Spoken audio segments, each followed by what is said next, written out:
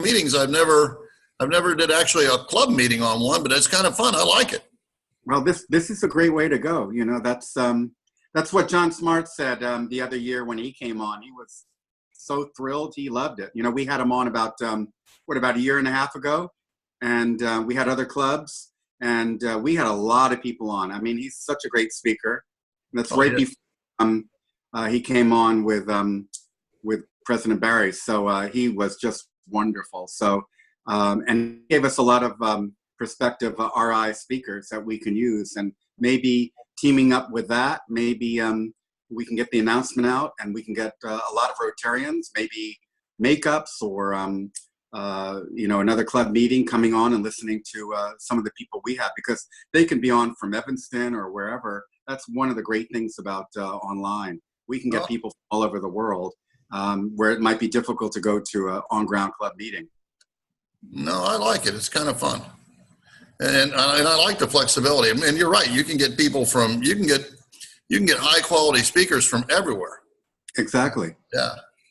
And you know what we do, Alan, we have a North America e-club meeting, and Will, past Governor Will, myself, Robin, a lot of our members are on. We have Canada One on, Rotary Club of the Caribbean.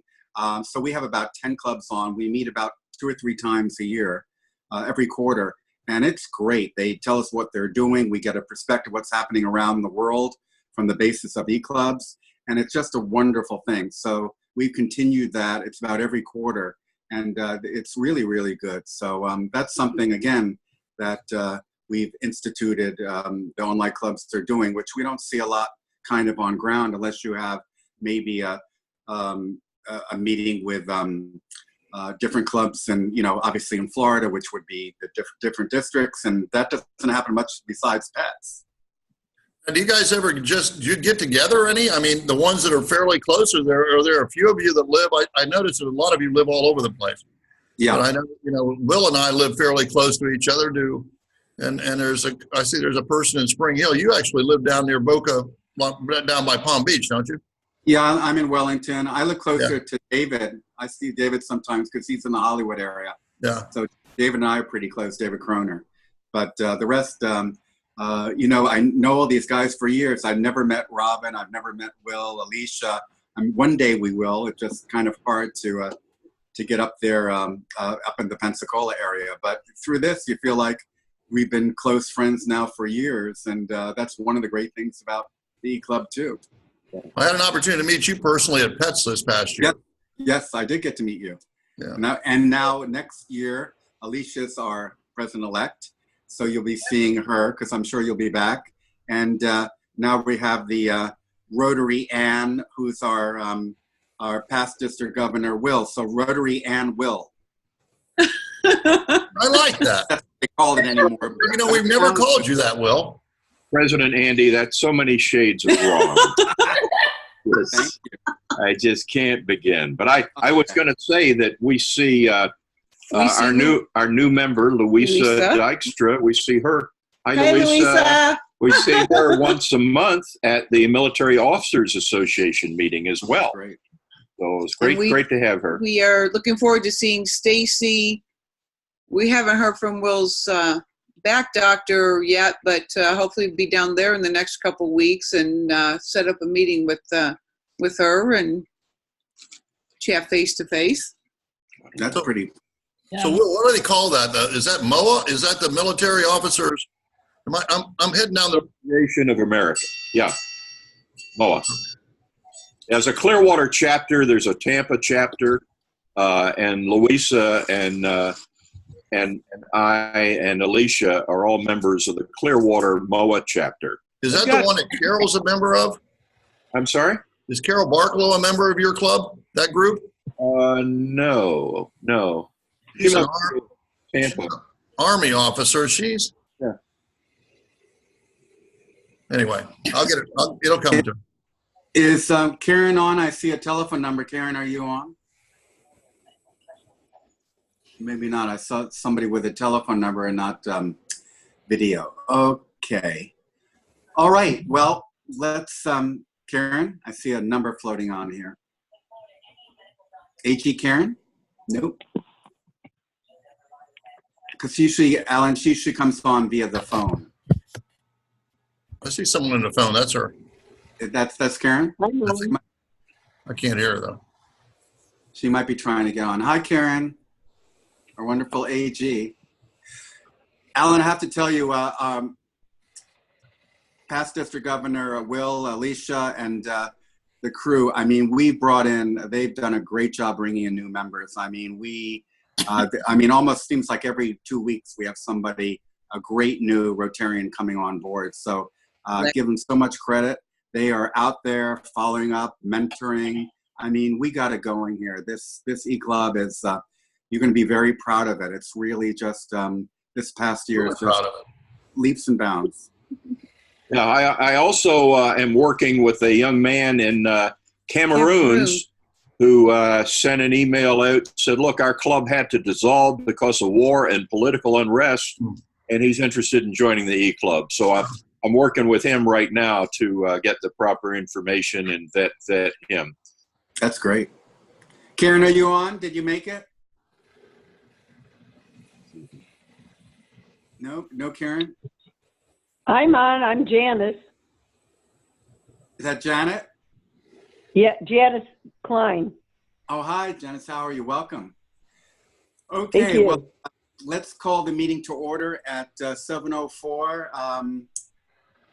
Robin, I don't know if you have the bell or you want to record. Let's start a meeting with our District Governor Allen. Okay. Okay, so Alan, I will let you. I know Governor Allen. I met him at PETS. I think he's having a great year, and he's come with a lot of wealth and knowledge. I know sitting at PETS and whatever, he had everybody wound up, everybody ready to go this Rotary year. So I don't want to say too much. I just want to welcome Governor Allen and let him tell our E-Club Rotarians his agenda, his goal, what we expect to see in this Rotary year and beyond. Welcome, Governor Allen. Thanks so much for being here, and we turn it over to you. Thank you. Thank you very much, Andy. And it was really a pleasure to meet you personally at PETS this past March. Now, I don't know, can you see behind me there's a banner? Yes. Banner? Okay, well, this is a theme banner that came that we have been passing around right now. And this is directed towards you, Andy. We have actually, we've only got 4 more clubs to meet with, but we've had every club president sign this banner. And what I'm going to do is I'm going to mail it down to you, have you sign it, and with a return back to it. So that way, I don't know what we're going to do with this thing at the end of the year, but we're going to end up with all the 49 clubs president signatures on that. So we'll send that down to you. And Thank first you. of all, those of you we sent down, Teresa and I sent lays to most of you. If you didn't get them, I apologize. A couple got returned, but if you want one, let me know. I'll send them back down to you. I want to start the meeting with saying aloha. And in honor of our 2020 International Convention being in Honolulu, Hawaii this year, Teresa and I send you these lays of sunshine. Now, as a district right now, we have about 79 people actually signed up for the convention. Now, if you look at the back list of those 79 people, it looks like most of those people are taking family and additional family members with them. So and by a show of hands that we've had around the district, we're projecting we're going to have about 200 people from our district that are actually going to be in Honolulu. So that's a big showing for us. As we confirm this a little ways down the road, we'll set up some type of social if we can, or a quick breakfast or something like that if everybody would like to get together for a few minutes while we're in Honolulu. I know those schedules are busy down there, but those are always fun things to do. Now, I'm going to jump right into a couple of things. I want to tell you about International Assembly, and will back me up on this. International Assembly is, several of you have been to PETS, and I know you have, Andy, but International Assembly is in San Diego, California, about to move to Orlando in the next couple of years, but it's GET. You know, Rotary's great for having these acronyms of what they are. You went to President-elect's training seminar. I went to Governor-elect's training seminar in San Diego. And at San Diego, it's a beautiful time out there. There's 531 district governors from around the world out there, and then virtually everybody from Rotary International is there too. But the fun thing about that is through all that, they get you prepared for what you're about to encounter in this Rotary year. So the fun thing about that is they also have this special little room there, you know, and it's looking at like an interrogation room with the lights and things like that. And they bring you in there, and really what they want to know is what your goals are for your Rotary year coming up. And they ask you a few of those. Now, one of those they ask you right out of the gun is, what do you think your membership goals are going to be for your coming year in Rotary? And I set that goal. I set that goal at 1,950 members. We're about 1,950 members come June 30th of 2020. We're about 1,860 members now. So we're about 100 members short. Now, I belong to a Rotary Club, a community Rotary-based Rotary Club, the Rotary Club of St. Pete West. And, you know, sometimes we have people transfer in, we have people transfer out, we lose some members from time to time, we have attrition and that kind of stuff. And generally, we lost 4 members last year. Who's your foundation chair? Is Ray on?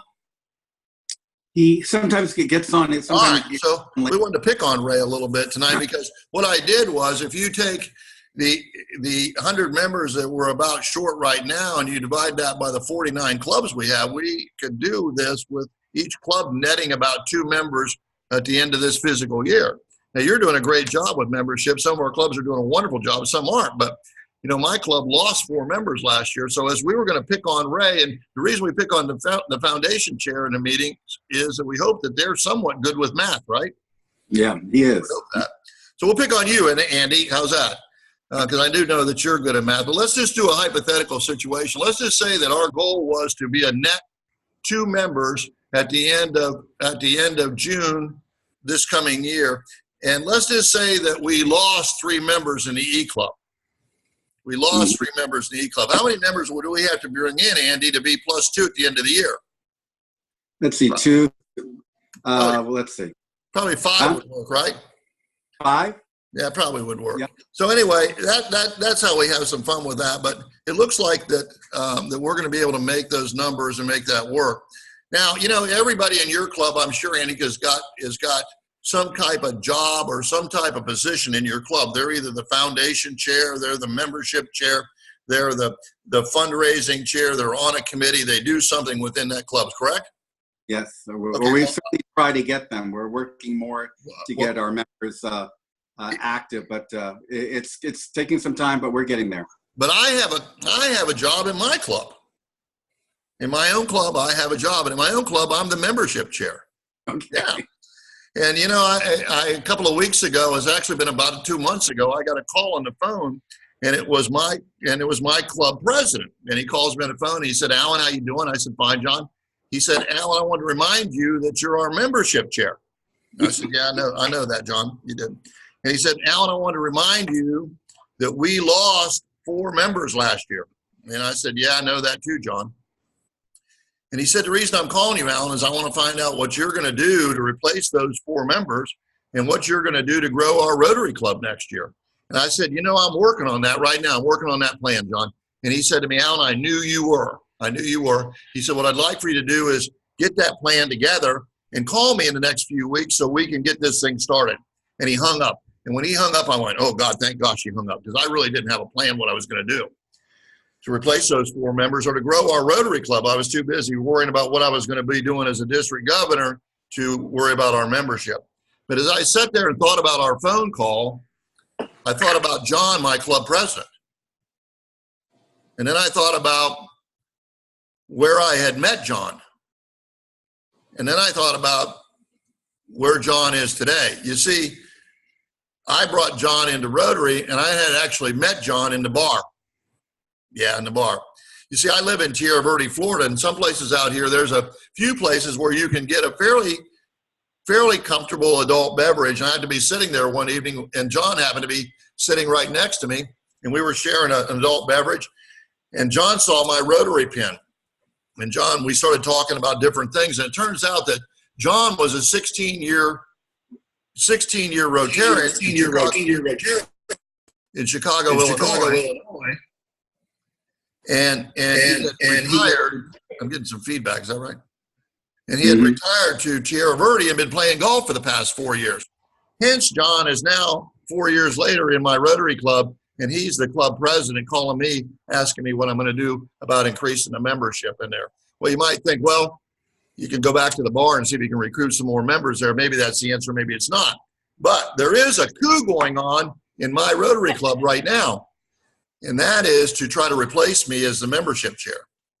And what? Yeah. And see, they say to you, Alan, you don't have time. You're the governor. You're doing this. You're doing that. You're doing this. And they proposed a wonderful Rotarian lady in my club to take over as the membership chair. She's also the associate pastor at her church. Now, I kind of wonder about my Rotary Club. I'm wondering if they're really trying to find a new well to recruit members out of, or they're just trying to recruit to improve their public image. I don't know that yet. I'll let you know as that moves along, but as that works out. But what I wanted to talk about is not so much membership right now, because I think there's a different technique to that. Each and every one of us have been in a club where someone from the district has come in, or someone's had a program, and it's been about membership. It talks about diversity. It talks about engaging our members, and so on and so on. You know, I'd much rather call that Grow Rotary. You see, because we're doing programs like this, we do all kinds of things. Through this, I think we can grow ourselves into Rotary. And I think if we can grow ourselves into Rotary, it's pretty easy for us to grow our clubs. And if we can grow our clubs, we can attract new members into our Rotary clubs. So I think we're well on our way to being able to achieve our 1,950 members, come June 30th of 2020. Now, October 24th, a couple of weeks ago, was World Polio Day, correct? Yes. And we, across the district, one of my goals was for each and every one of our clubs, if possible, to be either host a World Polio Day event or awareness event, or to be part of that within their group. And we pretty much did that across the district. I had an opportunity to go to 4 different events on that Thursday afternoon, and it was great. Now, I have a personal, very personal interest in this. You see, in 1953, I came down with polio, and so did my brother, and so did 4 of my first cousins. You see, I was born in a small town of Marion, Ohio, which is about 50 miles north of Columbus. And in those northern communities, it's not uncommon for the families to live in the same town, and then many times the family will live on that same street. And so it was with my family. You see, I came down with polio, my brother did, and next door 4 of my first cousins did. Now, 2 of my first cousins perished almost immediately from complications of the disease. The other 2 of my first cousins were severely handicapped throughout their life. My brother had 1 leg shorter than the other. And the other thing is, of those 6 people, I'm the only one surviving alive today. Now, about 4 years ago, Teresa and I started having some issues, muscle issues. And I was at the Ohio State University Medical Center up there, and I was diagnosed with what they call post-polio syndrome. Post-polio syndrome is a derivative of people who have had polio, and some 40, 50 years later, some of those symptoms and some of those issues start to come back. Now, it's a little bit like the people who have had chicken pox, if you know what I mean, and they develop shingles, right? Right. You know what I'm talking about? Yep. Okay, well, not everybody who had chicken pox is going to develop shingles, and not everybody that had polio is going to develop post-polio syndrome. But it causes muscle loss. It has a lot of other things to do. You see, in 1979, Rotary really started its first campaign to control polio, and that was in the Philippines. And then in 1985, we started our Polio Plus program. And at the time we started our Polio Plus program, there were some 350,000 plus children that either perished or were severely handicapped by polio in over 200 endemic countries around the world. Now, I want you guys to fast forward from 1985 until today, And I know it's been a long, hard battle, and there's still many battles to fight. But congratulate yourselves, because we've gone from 350,000 cases in about 200 endemic countries down to about 100 cases in just 2 endemic countries, that being Afghanistan and Pakistan. So congratulate yourselves. I want to thank your club and Rotarians just like you for making that all possible. So thank you. Now, you may read from time to time about some of the polio cases that are out there, and some of them that are done. Polio, there's 3 types of polio, 1, 2, and 3. 2 and 3 have been completely eradicated. However, we changed the vaccine after type 2 was eradicated and went back to a portion of what they call live polio vaccine, which is very effective, but it has some side effects. And that's where you start seeing some of the derivatives of what they call vaccine-driven polio cases come up in some of these countries, and they are. Now, we've since gone back and changed the vaccine. It doesn't, since the beginning of this year, we haven't used any live polio vaccines, live polio virus vaccines out there. So hopefully some of that stuff will keep on going, but keep up the fight. Now, one of my other goals was literacy. I think the literacy ought to be at the forefront of every one of our clubs, and at least each one of our clubs be involved in some type of literacy program in their communities and/or their areas. You see, a couple of months ago, the Pinellas County Sheriff was at my Rotary Club, and he was talking about how the Sheriff's Department interacts with all the other first responders in Pinellas County, and they act like a big umbrella here in our county. Many of the municipalities in Pinellas County have their own sheriff's department or police departments. The sheriff's department will act above them. And for those municipalities who don't have a police department, the sheriff's department oversees those. But he was telling us about how all that worked. And then he said how the clear blue, and I was sitting about 10 feet from him. He said, we are able now to project and estimate what prison populations are going to be down the road by the number of third graders who can't read at third grade level entering the third grade. And I thought, wow, that is a sick statistic. And I questioned him about that. And he said, no, here's the deal, Alan. He said, we get a child who can't read at the third grade level. And then pretty soon the child can't read at the fifth grade level. And then pretty soon they can't read at the seventh grade level. And then he said, it's not long that they're out of the education practice.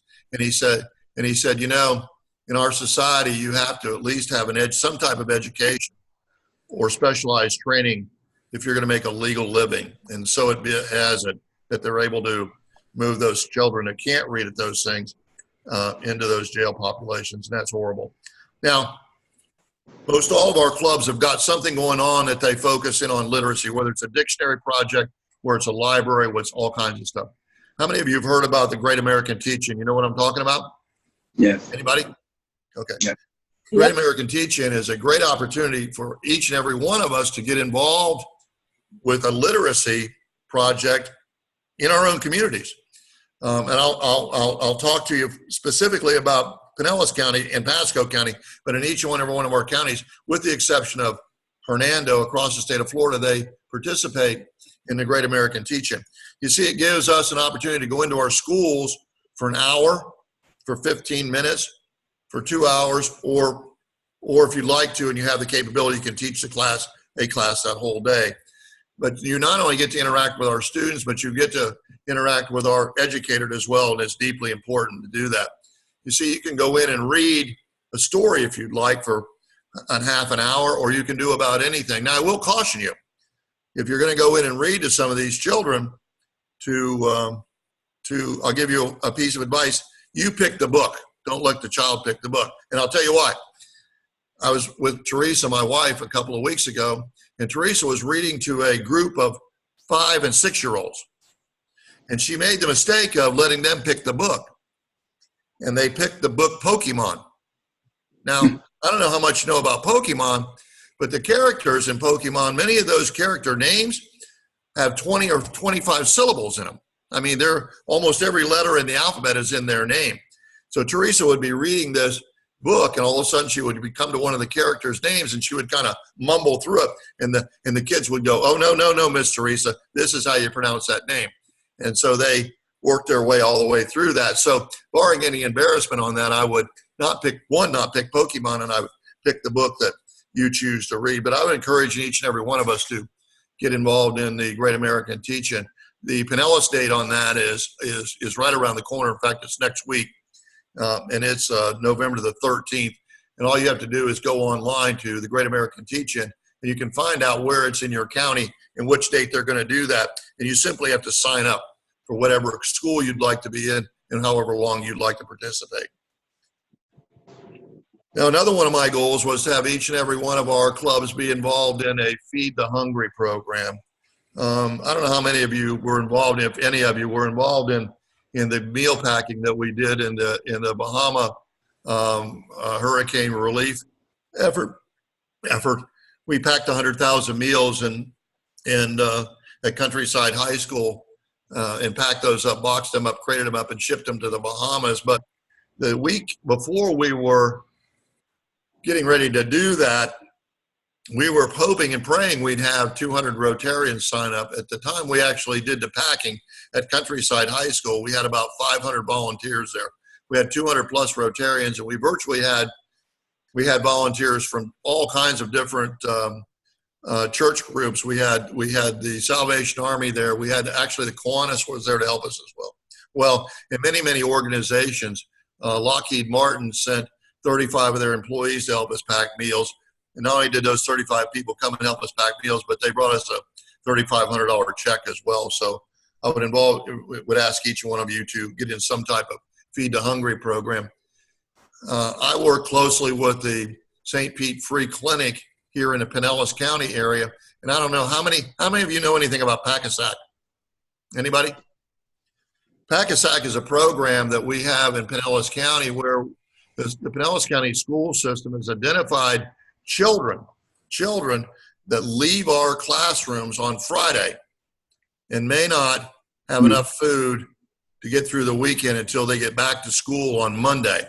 So discreetly what happens is through the St. Pete Free Clinic and many volunteer organizations, we pack up about 7,000 literally brown bags of staples and food items that we discreetly pass out on that Friday afternoon to that child as they're leaving the school system in hopes that they'll be able to carry them through the weekend. Now, having to distribute 7,000 of those bags is one thing, but we estimate that there's probably another 3,000 to 5,000 children in Pinellas County that we're not even getting to. So there's a great need for that. At our district conference in May, we're actually going to have another food packing, which we're going to pack up some 50,000 meals at that one as well. So some of the clubs that have not had an opportunity to get involved in some type of Feed the Hungry program will be able to do that there, we hope. Now, how many of you have been to a club meeting somewhere where there's been an e-club meeting or where you've been a regular club meeting and have someone from the foundation come in and do a presentation? Have you ever seen that? Yes. Okay, have you ever seen some of the programs that we do with the water projects, the sanitation projects, the maternal health projects, the midwife project? Some of the things that we do through our foundation are amazing, and we do a lot. But I can tell you that we could do more, but guess what? To do more, it takes more. So I'm not here to talk about raising a lot of money for the foundation. What I did was I made a commitment that we would raise our Paul Harris Society members in our district by 60 this year, or about one a club. Now, Paul Harris Society is those of us is a little different than a Paul Harris. A Paul Harris Fellow is one of the most coveted awards that we award any of our members. A member can start making a contribution to the foundation, and whether it takes them a year, whether it takes them 5 years, once they reach a level of $1,000, they're awarded a Paul Harris Fellow. Now, the difference between the Paul Harris Fellow and a Paul Harris Society member is those of us who have the heart and the wherewithal, and it takes both heart and wherewithal to contribute $1,000 a year. And if you can do that in either to Polio Plus or the annual fund, a combination of any of those two, or to approved grant, you become a member of the Paul Harris Society. So if any of you have that heart and have that wherewithal and think that that's something you'd like to participate in, please see myself or Andy or your foundation chair. Now, I'd like to close by telling you that our district, how many of you been to a district conference? I know you're all over the place, right? All of you. But our district conference for 6950 Yeah. will be May the 15th through the 17th. And we're going to have that at the Hyatt Convention Center in Wesley Chapel. It's a brand new convention center. And we picked that because it's in Wesley Chapel. It's at the corner of of Highway 56 and I-75. It's literally smack dab in the middle of our district. And what we're in hopes it'll be able to do is be able to draw the people that we have way down south of our district up to the middle of our district and the people way up north and draw them all together. But we're going to hold that May the 15th through the 17th. We're also going to do some things that we've never done before too. In our district, we have never, ever had a youth conference, never. So on Saturday morning, May the 16th, we're going to open that up with a youth conference. We're going to invite as many of our Interact kids as we possibly can. All of our Rotary Youth Exchange kids will already be there. We're going to bring in as many Rotaractors as we possibly can and as many alumni. We're going to put on a program just for them. We've got some great speakers coming in. We've got some great programs for them. And as their program goes through the morning, we're going to incorporate them within our conference as well. We're also going to do a polio walk. When Teresa and I were in Hamburg, Germany this past year, I signed up for a polio walk, and I didn't really know what it was going to be. I signed up online. It was $10. And we got to Hamburg, Germany, and it came the time for us to do the polio walk one morning. And Teresa and I meet at this big town square in downtown Hamburg with about 600 or 700 other Rotarians from all over the world. And we're meeting there, and they're passing out the T-shirts. And they gave us a T-shirt. You ever seen one of the big red End Polio Now T-shirts? Well, they passed all those out for us and gave us those. And they had a lot of tables set up, a lot of tables. And they had, on these tables, they had a lot of bananas, oranges, a lot of water, those kind of things. They had defibrillators. They wanted to make sure that we could all make this half-mile walk. So what they did is we all set out on this half-mile walk, and it literally was around a big lake in Hamburg. But what happened is these 600 Rotarians were walking around this lake as a show of awareness to Rotary's participation in eradicating polio. It was in the district where there's a lot of hotels. People actually came out of their hotels and took pictures of us and wanted to know what was going on there and what was that all about. So we're going to do one of those polio walks around the area over there. By the way, if you're not familiar with that area, that's where Watergate Mall and the new great big outlets, premium outlets mall and everything is. So there's a lot of activity going on in that center. Again, I want to tell you, we're going to pack up the 50,000 meals as part of that. We've got some great speakers. This past year in our district, whether you know this or not, we broke up our district conference and our awards banquets. And we had them on 2 different occasions at 2 different places. We're not going to do that this year. We're going to incorporate our awards banquet at the same time we have our district conference on those 2 days. We're going to do something else different too. This year, your governor-elect this year is a wonderful lady. Her name is Jeannie Germain. And she is, hope that's not my car alarm. But anyway, we're going to actually do her installation at our conference in May. So that'll be a great thing. I hope all of you can sign up. Sometime in early December, you'll start seeing a lot of this thing where you'll be able to sign up, and there'll be a lot more information about our district conference. Now, remember when I told you Aloha in the beginning of our meeting? Well, Aloha has 2 meanings. It really means hello and goodbye. So I just want to say thank you very much and aloha. That's great. Alan, That's pretty much my spiel, Andy.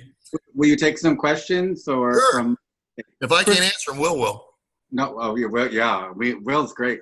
Alan, do you do a newsletter? Because I don't see too much. Or will you do a newsletter? I mean, in years past, I know governors do. We do a newsletter, and if you're not getting it, I'm sorry. We print that the first of each month. We used to have that in by the 25th, Andy. Okay. And now we get the stuff in by the 1st, and that should be available. That should be available by tomorrow. All right. So we are doing a newsletter. I'd really like for us to be able to do. I haven't got to that place yet, but I'd really like for us to be able to do a very, very cool digital newsletter. We're not there yet. That'd be great. But someday we've got the technology. We just got to get the people in places. that can actually do that. Does that answer your question? That does. That's great. And Alan, thanks to Will, Alicia, and the team. It looks like this year we will, I think maybe the first year in all these years of our E-Club. We think we're going to be getting the presidential citation. We're really excited about it because we got everything crossed off. Congratulations. The list. So thanks to the team so much for all their hard work. I know Will and Alicia and the team, we're going to be meeting up soon because there's some new things on the new presidential citation list, including obviously looking to get younger members, and I think also younger female members and so forth. Maybe giving some thought. I know for years, I've been with Rotary a long time, and obviously getting those young people, the millennials, the generation, X's and Y's to come on, having Rotaractors, knowing what we do, sign on later on to be a Rotarian. But what's your thought about that? I mean, we've talked about this, obviously membership, bringing in new members and so forth. But what do you see, or how are you attracting younger members? I know that's so important for Rotary and every organization. Do you have some thoughts about that, maybe for our club and also as I think your club, and I think clubs like yours, have an ideal opportunity to attract younger members. I have 3 sons, and one of my sons is a Rotarian and with the Rotary Club of St. Pete Sunset, which will help start. But that's a unique situation there because that's kind of a young professionals club, and they do some things to attract younger members, i.e. one, they don't have a meal cost, much like yourself, so their district dues and Rotary dues are virtually that, plus they make a contribution to the foundation once they're in. I think that has a lot to do with attracting younger members. Younger members want to do hands-on service projects. I'm going to tell you that they do. And if we got clubs much like mine, I'm going to tell you, because I belong to a graying club. My club has been in business about 68, almost 70 years now. And if you look at the average age of my club, it's aging. So we don't do as many of those hands-on service projects that young people would like to do. So it's difficult for us to, one, we can bring in a new member, a new younger member, but it's difficult for us to hold on to that young member if we don't get them involved and get them engaged right away. So my thought train is, I'll give you some things that are going on that are really successful. We had a club in our district here where there was a very large club, but it was a closed club. I mean, it closed its membership at 140 members. So the only way that you could get into that club was literally someone had to pass away or someone had to quit, and it would free up a vacancy in that club. And if that happened, they would bring in 1 person or 2 people or whatever that happened to be until it got back to the 140, and they would stop. Now, in the past couple of years, we've been able to bring in 2 middle-aged, so to speak, presidents into that club with some open-minded thinking, and we've ended that situation where we've got a closed membership, and that club has expanded now. They're up to about 150 members, but they did do another thing. That's a noon meeting club, and they had people in that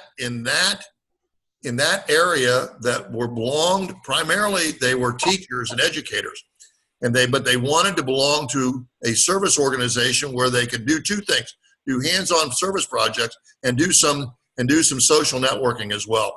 So what that club did was that club actually started a Rotaract club.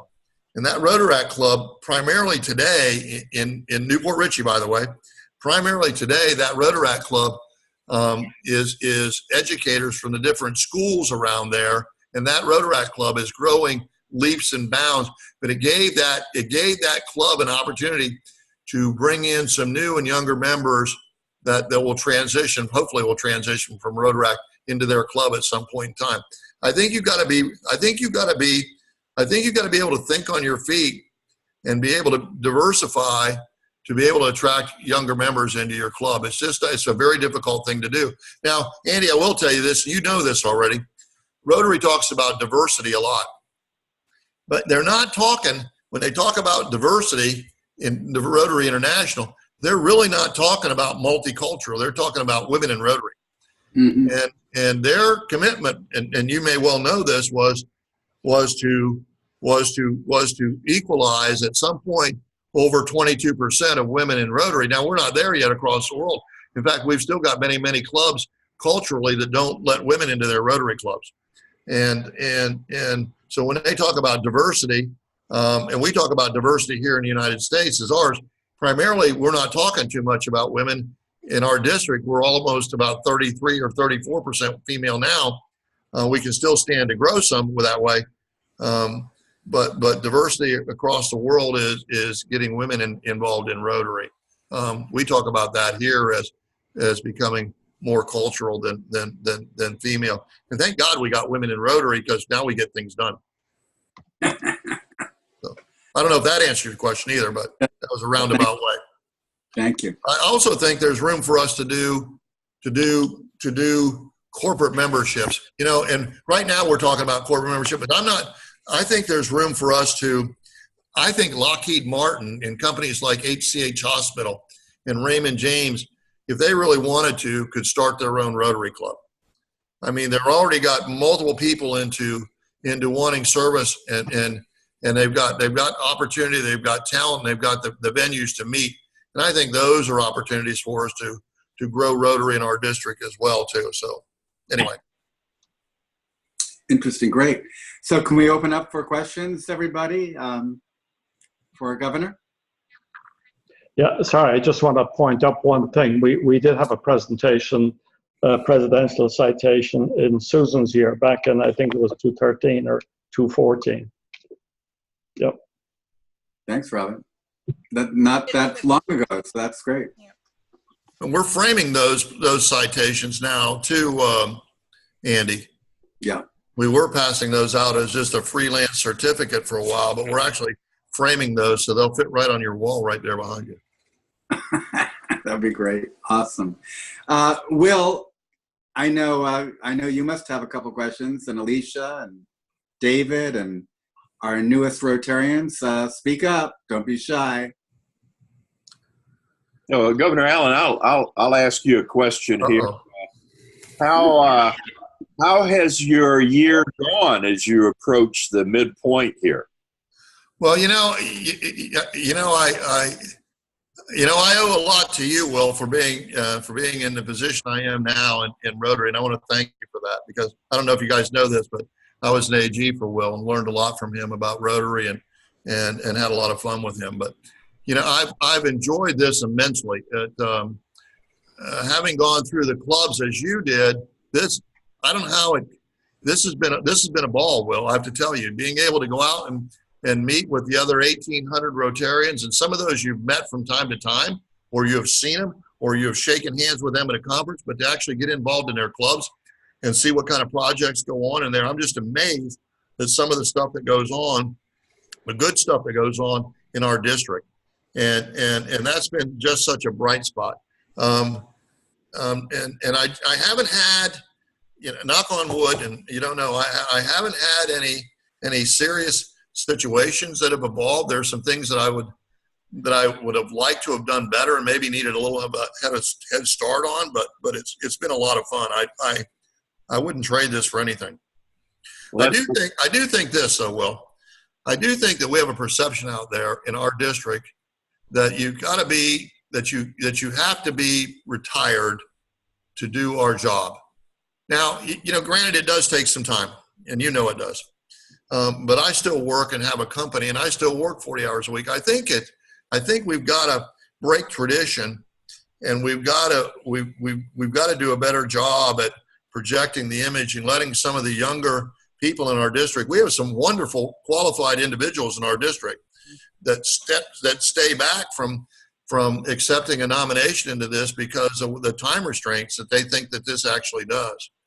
So I think delegation, and Rotary has reconfigured many of its committees. This.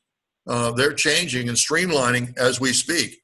Now that's caused some things to overlap, and maybe you've seen some emails coming from Rotary International where you're seeing the same person on multiple different functions in there. but they've done a fairly good job and got a ways to do that. I streamlined a good many of our committees this year. I didn't take the philosophy of just because there was a slot there that we put somebody in there. I thought if that person we put into one of those slots was productive and wanted to do that job and could do that job, then it was worth that. But just to have a namesake in a certain slot, I didn't do that well. So, but I've had a lot of fun. So thank you very much. Well, Governor Allen, I'd just like to say one point. The dragons don't come out till after the holidays. That's number one. And your new, so you can kind of wait for that. So, yeah, and your new membership, Chris, is just doing a fantastic job. Yeah, I think that I don't know how much you know. Do you know Chris? I did not until I attended his membership training here last weekend. At Pets One. At Pets One. He'll do a great job there. He's actually a first responder from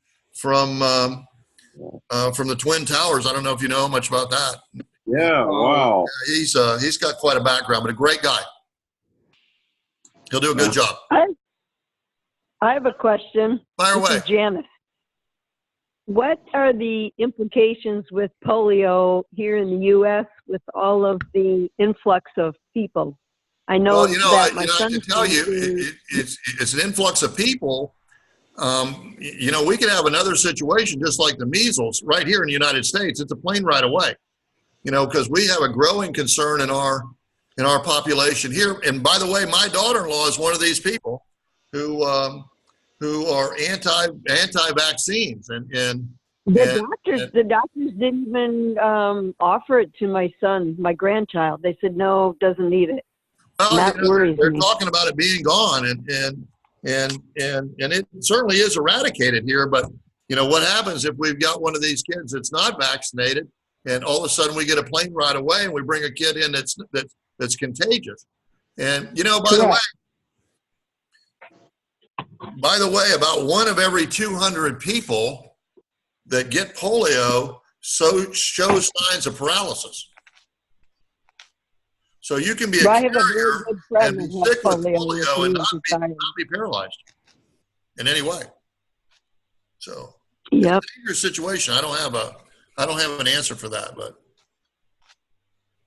Okay, so we don't have any documented cases yet. we don't. No. Okay. The ones that we're having issues with are both in Afghanistan and Pakistan. And by the way, we have not administered a single vaccine in Afghanistan since June the 1st. Whoa. June the 1st. And that's because of all the unrest and the issues that we've had there. Now, the Taliban and the tribal leaders there are not anti. They understand the goodness that can come out of the vaccinations. It's just that they didn't trust the people that were sent in to do it. So we haven't done anything there since June. Well, thank That you answer your for question? answering the question. Yeah.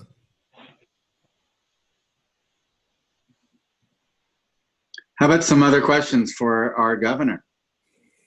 This is Robin, the other Hi, Robin. I think it really sounds exciting about the district conference, and I love the idea of the polio walk in that area. And I agree it could bring a lot of attention if a great group of us get together. Is there anyone that's in charge of that maybe I could reach out to offer to volunteer to help? Well, no, but you'll have plenty of time to do that. Actually, Chris and the Rotary Club of Wesley Chapel is actually going to handle the walk and stuff like that. They did a 9/11 memorial walk. I don't know if you know anything about this, Robin. They actually walked around the mall there. There was a huge success. And Okay. and I got Chris and his team up there, and they're actually going to organize the polio walk. They're going to be the host club of it because they're in Wesley Chapel.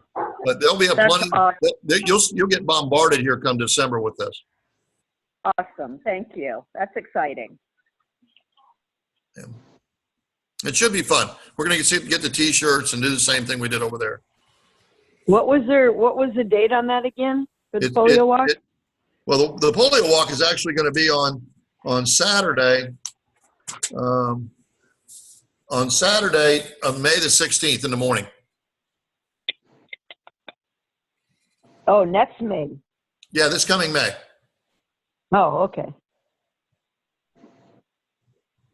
You have a little time. Pardon me? You have a little time for the walk. Yeah. I'm You know, doing we're going to things do, I'm working on. we're going to do it's about 3/4 of a mile around the mall. It's a pleasant walk. And then we'll do that and pass out some shirts and have some, photo opportunities and things like that. So, I just actually, we painted Pinky fingernails purple at the Rotary Club of Tarpon Springs last Thursday. That was my meeting there. And part of the meeting there is I had 4 or 5 people placed around the room, and I brought these red bowls, big red bowls. And for a donation or an IOU or whatever you wanted to put in a bowl, we would paint their pinkies purple. And for those of you who don't know that, when we do immunizations in overseas or in third world countries or whatever, once a child's been immunized, we paint their pinky finger purple as a way of identifying which children have been immunized and which children have not. Hence, they call that the purple pinky thing. So, but we raised almost $200 there at their Tarpon Springs meeting, just painting fingernails purple. But remember me telling you about my President John and meeting him in the bar because of my Rotary pin? If you paint your fingernail purple at a World Polio event and don't wash it off, by the way, you can't wash it off, I found out. You have to use fingernail polish remover. But anyway, how you doing? By the way, your lei got returned to me, Suzanne. My what? Your Hawaiian lei, it got returned. It Uh-oh. didn't get delivered. But anyway. Did you have the wrong address? I don't know. I'll call you later. Okay. Huh. But we sent you one. It just got sent back. But Well, anyway, I feel if you want someone to ask you about a Rotary, go walk around a few days with your pinky painted purple, because they'll go, man, what's the matter with your hand? What's the deal with you? And you'll get an opportunity to tell your story. Awesome. Governor Allen, can you repeat the location of the conference again? It's at the Hyatt Convention Center, and it's in Wesley Chapel.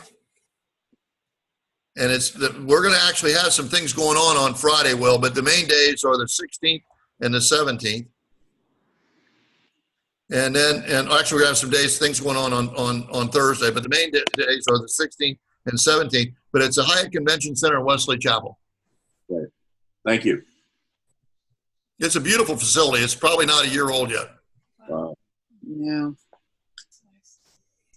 So no cruise this time. I mean, it used to No cruise. be it used to be a No, cruise every other year. Yeah, I'm thankful for that. I get seasick. Well, I like to cruise. We had a lot of fun on different cruises. We've had a ball.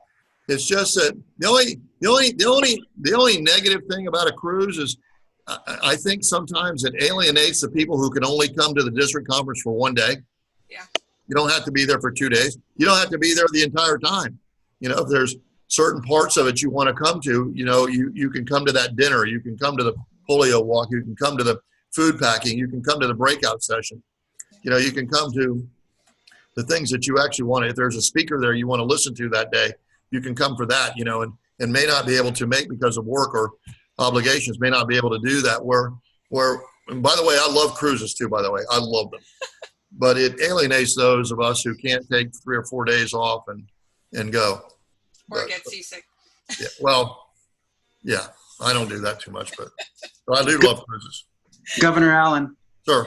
I know you said at the beginning about the technology and whatever, but would you consider again, some of us might not be able to make it, maybe could any of these, some of the events perhaps with speakers, could they maybe be done via Skype or? And why couldn't they be? Something? Why couldn't they be? Yeah, I mean, that would be great for, again, some of the people who can't make it, that we could attend at least some of the sessions. Absolutely. Let's make that happen, Andy.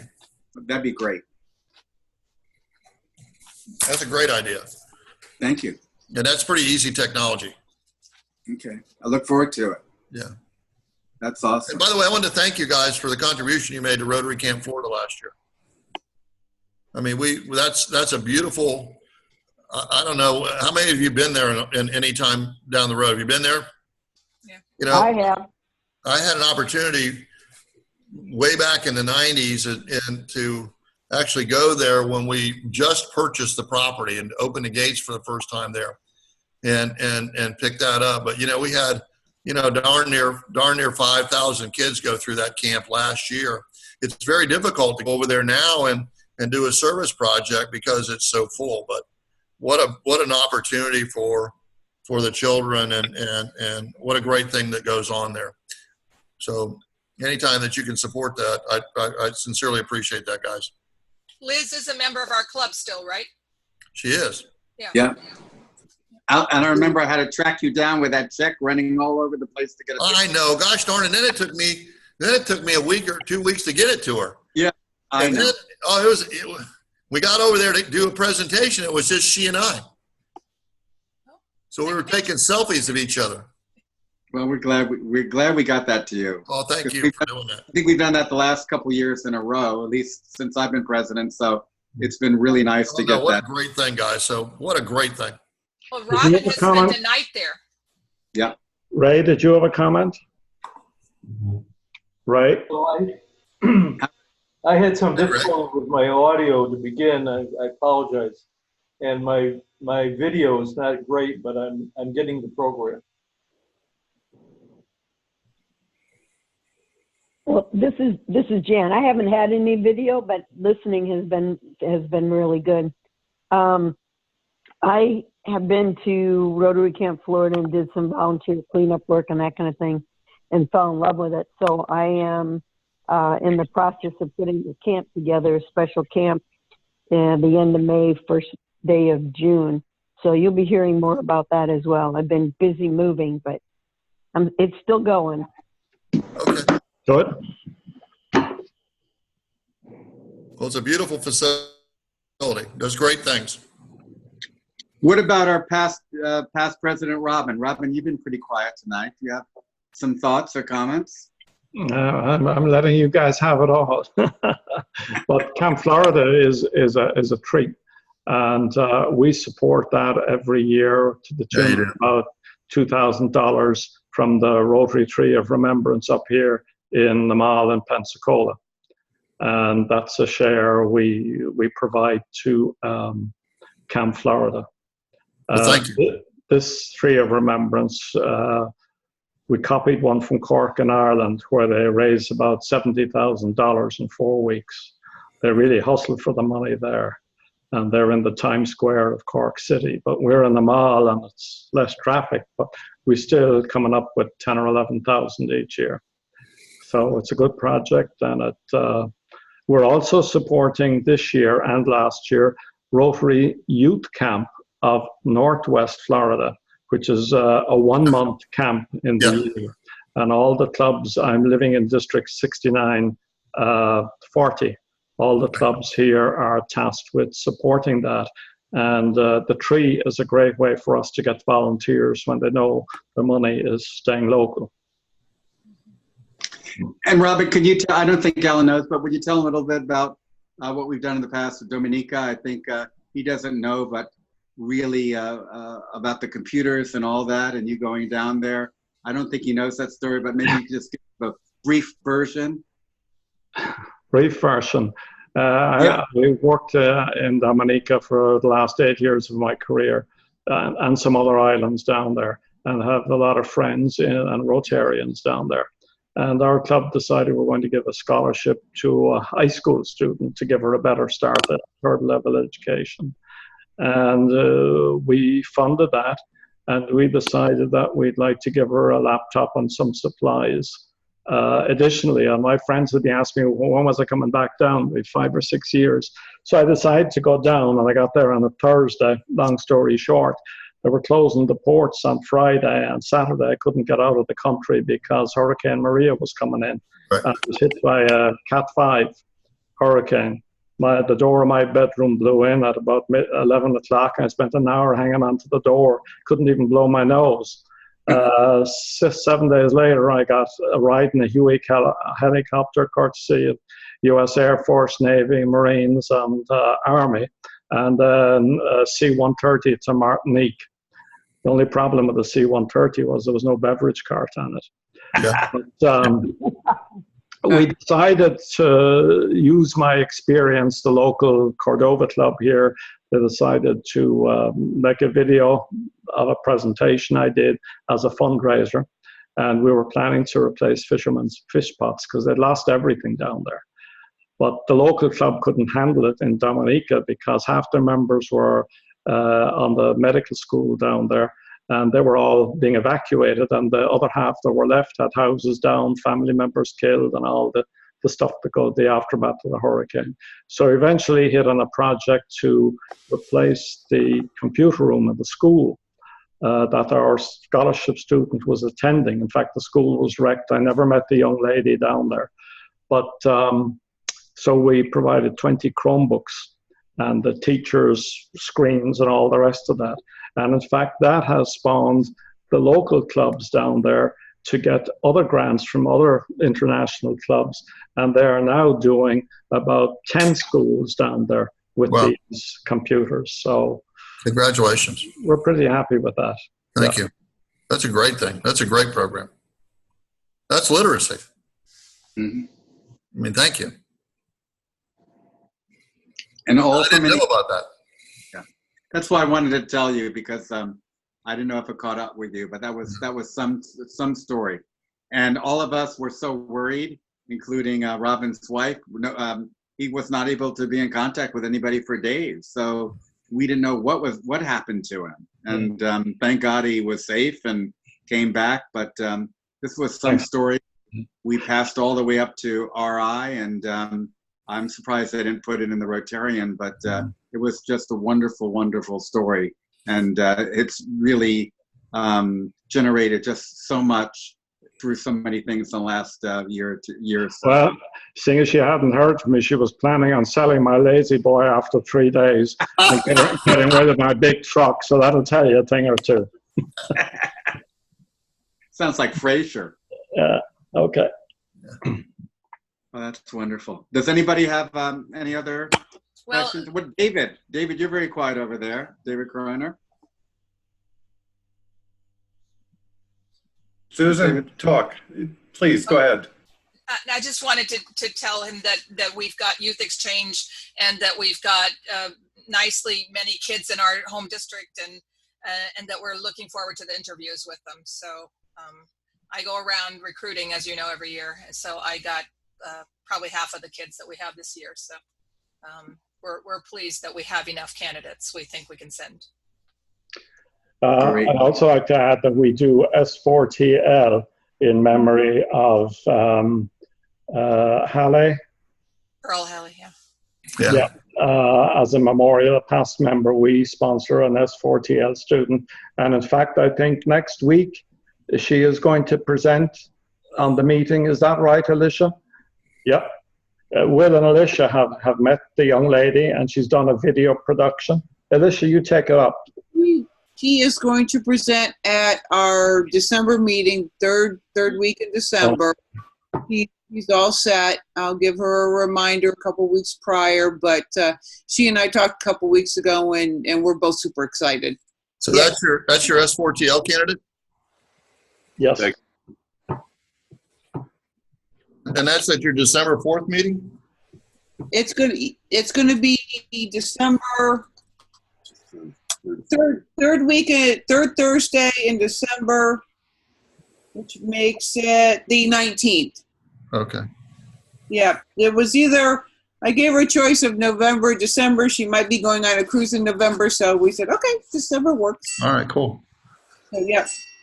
You're invited, Governor. I'd love to hear that. I mean, I would love to hear that. You know, for years I call it toting, but I've taken kids over into S4TL and you know, done the rap sessions and then brought them back, and it's an amazing difference when you take them over and take the same student over and pick that same student up the following Saturday. Just it's a life-changing experience for them. I mean, and it's a heck of a lot of fun. So for them, but what a great program that is. That's awesome. So as a small little club, we're able to generate about $5,000 or $6,000 worth of giving. You guys do a great job. Where's So, the guy? Don't you have somebody from Germany in your club? Not in Germany, but from Germany. But we also have people in Germany. Problem is, at this hour, you know what time it is in Germany? I do. You know, and that's why I did.